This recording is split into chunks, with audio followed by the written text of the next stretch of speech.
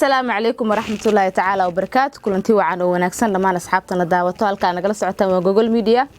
وأدمروا البرنامج دعوتان أصحاب قالي وحنا روائن أمانة ورئيس ليشو أحمد عبد الله جامع أحمد ديرة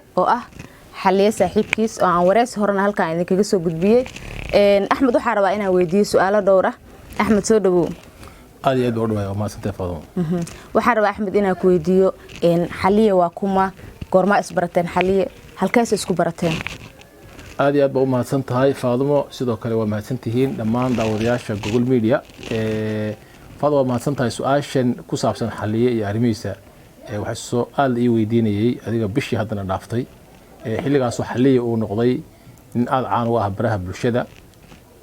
بدنا بويديني حلية يا رميسة إن بدنا نكمل أمور شوابين ويميله يويديني بميله مناسبة معين لكن وفرح سنة ما أنت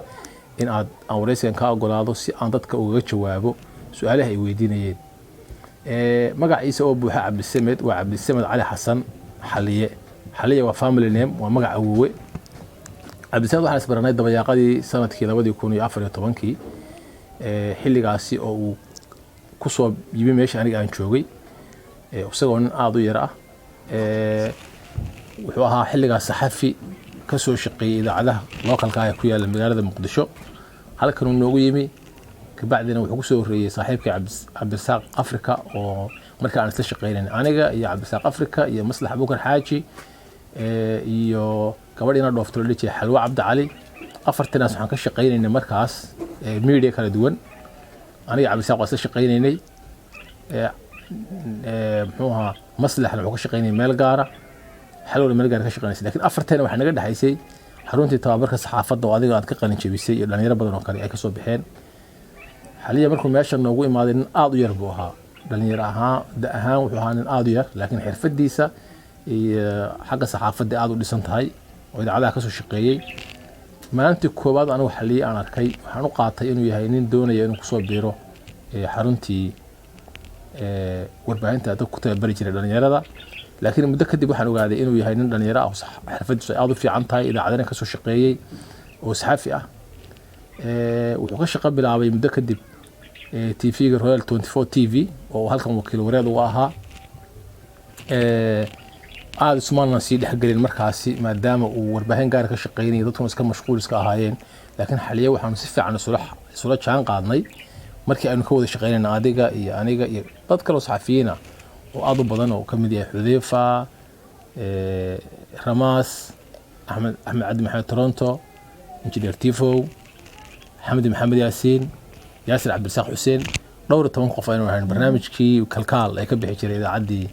faafahim markaas aynu si fiican isu baranay oo aan isula jaan qaadnay barashadana saasay ahayd xaliya wuxuu ahaa nin dhalinyaro ah oo aad u firfircoon shaqeeya xirfadan saxaafadda gaar ahaan radio-gana aad u yaqaana أحمد وحن ربي لا إن عداودياش أصلا بنجنه عددك حلية وحلقة أتكهد لسي ها حلقة أنك وذا هالجل جرنا داب FM برنامج كني كالكال وضد بدن هال كان يقال دعوانا أنا نقال قيب جل جرين إن سي عداودياش أوجس إنه حلقة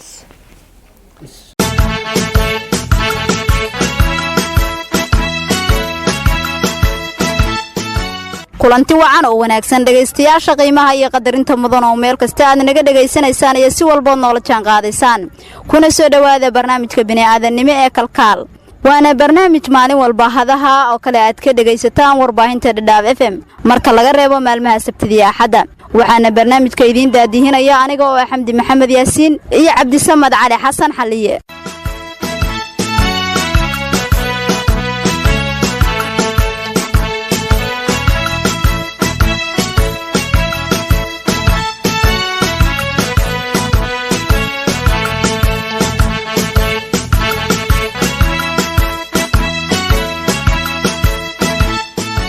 qodobada aad barnaamijka bani'aadanimo ee kalkaal ku maqli doontaan waxa kamid ah laba class baa lagu bilaabay hadda waxa waa 7 class marka laba class baa lagu bilaabay heer kale soo doonbo soo maray mar buu kale ku jiri jiray oo dhul asagoo wasaneen uu ku jiri jiray hadda dhulkan asaas kale waa qaybo kamid ah waxbarashada gaarka loo leeyahay ee ka jirta xeryaha Dhadhaab oo kaalin mug leh ka qaadanayso horumarka bulshada ku nool xeryaha qaxootiga Dhadhaab iyo deegaanada Faafi sidoo kale qodobada aad barnaamijka uga bogan doontaan waxa kamid ah dadka aan ku qaadno lacag dhan 50 shilin blogyada ilaa waxaan ka shaqeynaa F2 F3 ilaa Dadaab sare u kac balaaran oo laga dareemayo gaadiidka loo yaqaan mootooyinka ee ka hawlgala xeryaha qaxootiga Dadaab dhanka kale intuu socdo barnaamijku waxaad ku maqli doontaan hay nuglaynin caashaqa oo noqono fii maqan aniguna nasiibkay rabbi waxaan ka naawilay waa waraysi aanu la yeelanay fanaanada caanka ah ee Nasro Caynab Naruura barnaamijka ayaad iyadana uga bogan doontaan qodobada iyo kaalimaha suugaanta ayaan ka maqnaan doonin barnaamijka waana mar kale iyo barnaamijkii bini'aadanimo ee kalkaal kaasi wuxuu ahaa Cabdisamed Cali Xasan Xaliye oo sanadkii 2014 ka hadlayay idaacadda Dadaab FM barnaamij la dhigay kalkaal oo ahaa barnaamij humanitarian program gabadha la daadihineysana waa Xamdi Maxamed Yaasiin oo hadda ka mid ah wariyaasha ka howlgala magaalada Kismaayo أحمد maadaama intaas soo isla soo martay oo xataa aniga aan shakhsiyaadka kamid ahay xaliye yaqaano laakiin adiga aad u taqaano hadda meesha aan ku suganahay lagu dhaw xaliye saaxiibkiis xaliye barnaamij ayuu dib kala soo baxay oo aad inaad daawata u maleeyo oo aad bulshada ay kuugu dhahaanba xaliye saaxiibkiis barnaamijkaas oo ah inuu dumarka dhaliilo inuu wax badan sheego inuu yaani barnaamijkan dumarka yaalaha badan uu kaga sheegayo ay kamid tahay adiga barnaamijkaas ma ku raacsan tahay maxaa ka aaminsan tahay inta aynaan gaarin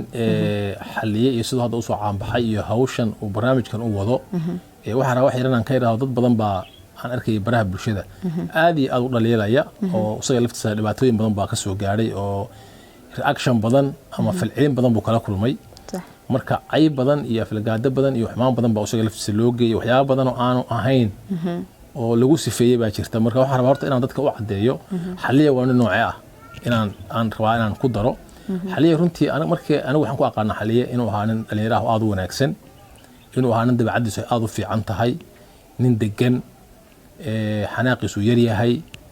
saaxiibtinimo leh dad la socod leh aad u wanaagsan aad iyo aad u fiican buu ahaa in aad u yarna wuu ahaa waxaan aaminsanahay waxyaabaha hadda dhaliilahan soo baxaya inay sabab u tahay waxyaabaha sababta waa inay ka mid tahay baan aaminsanahay dhalinyaranimadiisii iyo da'yaraantiisii darteed inuu maaragtay meelahan hadda iyo waxyaabahan haddeer dooda badan dhaliyey maaragtay barnaamijkan uu wado oo dooda badan dhaliyey waxaan aaminsanahay inay sabab u tahay dhalinyaranimadiisii maadaama uu nin aad u da'yar ahaa waxaan xasuustaa markuu halka imanayay yaraantiisii mar walba waan soo xasuustaa nin aad u yar buu ahaa inteeni markaa meesha ka shaqeynaysay xataa dadkii tababarka ku jiray intooda badan uu ka yaraa da'ahaan uu ka yaraa qofkuna marka uu yar yahay oo da'diisu ay yar tahay waxyaabo badan baa laga yaabaa inuu si dhaqso ah ugu tallaabsado Soomaalidu ay ku mahmahdaa nin intuu geed ka boodo tala ka booda marka xaliye waa ninka noocaasa dad badan waxa inay ka bogsadaan tan waa gaar qofku inuu wax ku qaldami karo oo hal dood oo masik fahmo si kale wax u fahmi karo laakiin aniga xaliye waxaan ku aqaanaa dad badan bay weydiinayeen ninkan xun goorma saaxiibtay ninkan xun saaxiibka waa kala laba doodan hadda isagu uu wado iyo barnaamijkan uu wado iyo shakhsiyadiisa ninkan waxaan ku aqaanaa shakhsiyad aad u fiican haddaan u soo gudbo su'aashan hadda aad weydiisay oo ah waxyaabahan wada ma ku raacsan tahay xaqiiqatan horta sida hadda uu wuxuu wajahay ama barnaamijkan hadda uu wado aniga boqolkiiba boqol aan ka soo horjeedaa waxaan boqolkiiba boqol soo horjeedaa waxaan moodaa doodiisu waxay ku saabsan tahay horta inuu leeyahay waxaa jira danaysi ama waxa la yidhaahdo guur danaysi ah oo aan daacad laga ahayn danaysi ah iyo xiriir danaysi aan daacad laga ahayn waxaana mas'uul ka ah oo hawshaas maaragtay mas'uul ka ah haweenka lambaru waxaan ka soo horjeedaa horta in haweenka bes saariyo marka runta loo soo noqdana barnaamijkan uu ka hadlayo danaysi waa jira in lagu danaysto xiriirka lagu danaysto guurka waa jira laakiin ma qabo in gabdhaha kaliya ama ay hawsha ayagu ay maaragtay ay kaligood ay eedda leeyihiin waxaan aaminsanahay xiriirka in ragguna ku danaysto dumarkuna ku danaysto guurka in ragguna ku danaysto dumarkuna ku danaysto laakiin marka la isku daro qolada danaystayaasha ah waxa ka badan oo aad uga tiro badan dadka sida daacadda u xiriira oo xiriirka u samaysta iyo kuwa sida daacadda ah isu guursada waxyaabaha uu ka hadlay xaliye waxaa ka mid ah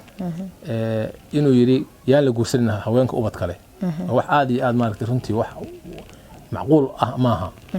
in la dhaho haween ubad yaan la guursan waa og tahay gabadh ubad haddaad guursato ubadkaas waxay noqonayaan ubadkaagii cid ku anfici doontana الله أعلم بريتو إلهي بقى waxaa dhacday in badan xoogaal u nahay oo way aragnimo aan u leenahay in nin guursado gabadh caruur wadata caruur kale ay u dhasho caruurtaas ay noqdaan caruur walaalaha is garabsada laga yaabo Britona kuwii ay markii hore oo hooyad guursaday ay uga fiicnaadaan kuwa soo u dhalay in badan waa aragnay waa waxyaabaha uu maaragtay xaliye oo maaragtay aan rusleeyahay waa qarad wuxuu aad xaliye u dhahaa dumarka ragay lacag ka qaataan waxaan aaminsanahay hadduu way arag yahay oo runtii ama da ahaan ama si kale way arag u yahay inaanu heerka gaadheen waxaan u soo joognay anaga aan xoogaal u nahay in ragga haweenka qaarkood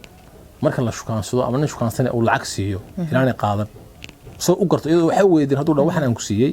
inaanay qaadan qordo ka qaadan maayo waxaan ka qaadan anaga de lacagta walaashaana miihi imana qabtid lacagta sabab dhaqaale ay siiso meesha ma taalo in badan waa aragnay midda labaad arrimaha kale xaliye aad uga soo horjeeda waxa kamid ah af Soomaaliga uu isticmaalayo oo uu isticmaalayo haweenka ama dumarka uu isticmaalayo boqolkiiba boqol uu qaldan yahay sax waxaan daawaday barnaamijyo badan oo 50 ama 60 ka badan oo xaliye leeyahay daawaday sax marka uu hadlaya mar walba wuxuu yiraahdaa naagta uu soo ciyaar naagta ereygaas ama magacaasna oo ka mid ah magacyada haweenka loo yaqaan mid ka mid ah waa ka ugu liita ee Soomaalida ay haweenka ugu yeedho waa magac markiisa hore ka soo jeeda dhinaca yasmada oo haweenka lagu yeesayo haddii loo isticmaalo haweenku ma ogola in naagta lagu yiraahdo ma ogolo qof kasta oo caqli leh ama maartay body language maaha luqad edboon maaha edeb ma laha aad u liitaa qof in lagu dhaho naagta markaad ka hadlaysid haween waxaad dhigi kartaa gabadha waxaad dhigi kartaa haweenta waxaad dhigi kartaa xaaska oo ma qodin ninka dumarka wuxuu leeyahay niyahu naagta qabto naagtaada naagaha ku soo celinaya aad iyo aad baa looga haboonaa waxa fiican inuu xasuusto kaalinta ay hooyadii oo haweenka ka soo qaadatay noloshiisa korintiisa halka waxaan xasuustaa in kastoo aan jecelayn arrimihiisa brefatka inaan ka hadlo halka xilliga uu imanayaan ku leeyahay aad buu u yaraa waxaan xasuustaa inuu la socday hooyadii sax hooyadii buu la socday iyadaa waday iyadaa la keentay de markaad isku wada qaado dadkaad kulligood naagaha dhahdana naagta oo aad kulligood toogana hooyada way soo galayso walaasha ay soo galayso qorshaha ku jirta hooyada baa ku jirta walaasha baa ku jirta eedada baa ku jirta inaadada ku jirta ta kale oo aan xaliye aan ku raacsanayn wax kamid ah aniga waxaan aaminsanahay shakhsiyan waan qaldanaan karaa laakiin waxaan aaminsanahay khayraadka ugu fiicanayso ummadda Soomaaliyeed haysato inay haweenka yihiin sax waxaan aaminsanahay resource ugu fiican oo dadka Soomaaliyeed ay maanta haystaan inay haween baan aaminsanahay waxa dhacday adigu waa yareed ama wax laga yaabo marka inaad jirin ba ama aad yareed xilliga Soomaaliya burbur ka dhacay 1990 dawladda Soomaaliya ay burburtay waxa Soomaaliya ka burburay wax walba oo amal ahaa sax hay'adaha dawliga hawa burbureen kuwa private kan waa burbureen ganacsiyada waxyaabaha gaarka loo lahaa waa burbureen wadanku waa burbur baa la galay haweenka Soomaaliyeed waxay u istaageen inay badbaadiyaan dadkii caruurtoodii iyo raggoodii iyo qoyska ay badbaadiyaan sax waxa jiray magaalooyinka qaybtood isbaarooyin baa ooli jiray niman Mooryaal ah magaalada joogo jiray dadka dila oo dhaca oo burburba sameeya ragga haween Soomaaliyeed baa shaah u karin jiray oo ka gadan jiray haween Soomaaliyeed baa ka gadan jiray shaah iyo sambuus iyo waxyaabahaas qoriba nuqo tamaano waa qaar bay ka dilaan mar waa kufsadaan marna uma liicaan mar walba waxay la daba joogaan inay ka ganacsadaan beeraman oo ilmo kale ku koriyaan si caruurtooda u badbaadiyaan burburka iyo gaajada iyo wax wadan ka dhacay sax midda labaad waxa loo yaacay qurbaha dibadaha la aaday Yurub iyo Mareykan baa la galay iyo meelo kale iyo Kanada dhul baa la galay reerkii gabadh u baxday oo halka u aaday iyo reerkii wiil u aaday malaha xaliye waan ka warqabinay isku mid ma ahayn reerkii gabadh u baxday gabadhaas aad bay heerka u garab istaagtay wax walba oo reerkaas u baxnayn bay u qabatay laakiin in badan oo kamid ah wiilasha xaga markay tageen khamri bay iska bilaabeen mid Ilaahay u naxariistay marka laga bilaabo marka laga reebo marka anigu waxaan dhihi lahaa xaliye aniga saaxiibkiisanahay in aanu saaxiibnahay way wadno in aanu aad isku fiicanahay buu ahaa ilaa hadda isku fiicanahay laakiin aniga gabi ahaanba kuma raacsanin waana ka soo horjeedaa barnaamijkan hadda uu wado mana aha inuu gabdhaha keligood uu aada dusha ka saaro hadduu doonayo inuu ka hadlo topiga ku saabsan ama mawduuca ku saabsan inaan lagu danaysanin xiriirka ama lagu danaysanin guurka wuxuu ka hadli karaa tan kale inuu u dhigo sheekada inuu raggana usoo ka hadlaya qaybtooda siinaya dumarkana qaybtooda siinaya kana dhigaya waliba qayb yar oo kamid ah dumarka inay aysan sameeyaan buu ka hadli karay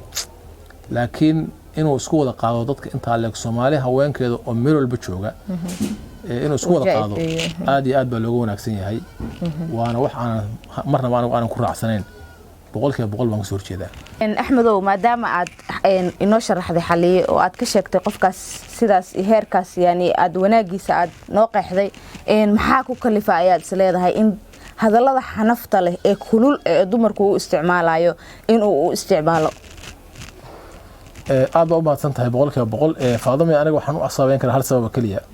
maanta waxaa soo baxay dad aad iyo aad ugu shaqaysta ama ka raadiya